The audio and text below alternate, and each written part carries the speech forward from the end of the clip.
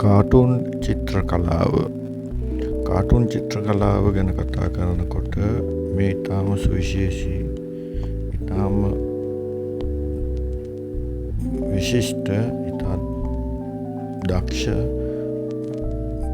මහ විශාල අදහස් අර්ථකථනයන් දෙන චිත්‍ර කලාවක් මේක. කාටුන් චිත්‍ර කලාවේදී ප්‍රධානයෙන් සමාජයේ තියෙන අර්බුද, ප්‍රශ්න, ගැටලු ගැන කාටුන් චිත්‍ර අඳ ඒ ප්‍රශ්න, මහ විශාල ප්‍රශ්නයක් තා කුඩා වාක්‍යකින් දෙකකින් සමාජගත කරන සුවිශේෂී මාධ්‍යයක් මේ කාටුන් කලාව කියන්නේ. මේ චිත්‍රයට අනුව හිටපු ජනපතිවරයෙක් තමන්ගේ කාලේ අමතක කොට තමන්ගේ කාලයේදී තිබූ ප්‍රශ්නයක් විශ්වවිද්‍යාලවලට සිසුන් ඇතුළත් කර ගැනීම අවුරුදු 2-3ක් ප්‍රමාද වී සිදු කරනවා. ඒ ඉතිහාසයේ ඉඳන් වෙන ප්‍රශ්නයක්. නමුත් තමා බලයේ නොසිට වෙනත් කෙනෙක් බලයට පත් වුණාම එයාගෙන් ප්‍රශ්න කරනවා තාම මේ ශිෂ්‍යෝ අතුල් කරගන්න එකට විසඳුමක් දීලා නැහැ කියලා. එයාගේ කාලෙත් එයා ඒ ප්‍රශ්නෙට විසඳුමක් නොදී තමයි මේ ප්‍රශ්නේ අහන්නේ. එතකොට වර්තමානයේ තිබෙන ඉන්න ඒ විෂයභාර අමතිවරයා එයා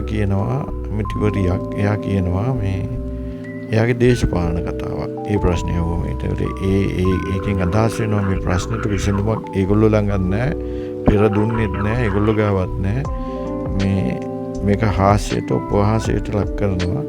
මේ ප්‍රශ්නෙමයි, දේශපාලකයන්ගේ වැඩ කියන එක තමයි මේ චිත්‍රයෙන් අදහස් කරන්නේ. කියන්නේ රටේ ප්‍රශ්නවලට දේශපාලකයාගේ මැදිහත් වීම ඊටම අල්පයි, මැදිහත් වීමට නොහැකියාවෙන් පිරි දේශපාලනයක් තියෙනවා කියන එක තමයි මේ රටේ මේ කාටුන් එකෙන් පෙන්වන්න උත්සාහ කරන්නේ කාටුන් ශිල්පියා විසින්. අති විශිෂ්ට නිර්මාණයක්. ප්‍රශ්නෙට විසඳුම් නැහැ. ප්‍රශ්නෙට යන්නේ කොහෙද මල් දෙපොල් උත්තර ලැබෙන්නේ. ඒක තමයි දේශපාලනය. ශ්‍රී ලංකාවේ දේශපාලනය. නොදියුණු රටක, තුන්වෙනි ලෝකයේ දුප්පත් රටවල් වල සෑම රටකම මෙවැනි තත්ත්වයන් තියෙන්නේ.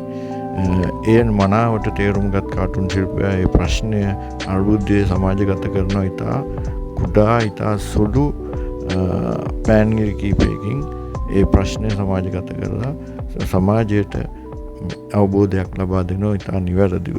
කවුරු ආවත් ප්‍රශ්නයෙන්මයි රටවල් දියුණු වෙන්නේ නැහැ, ප්‍රශ්න විසඳන්නේ නැහැ, විසඳීමට හැකියාවකුත් නැහැ කියන අර්ථය මේ චිත්‍රයෙන් මනාවට ශිල්පියා විසින් පැහැදිලි කිරීමක් කරලා තිබෙනවා.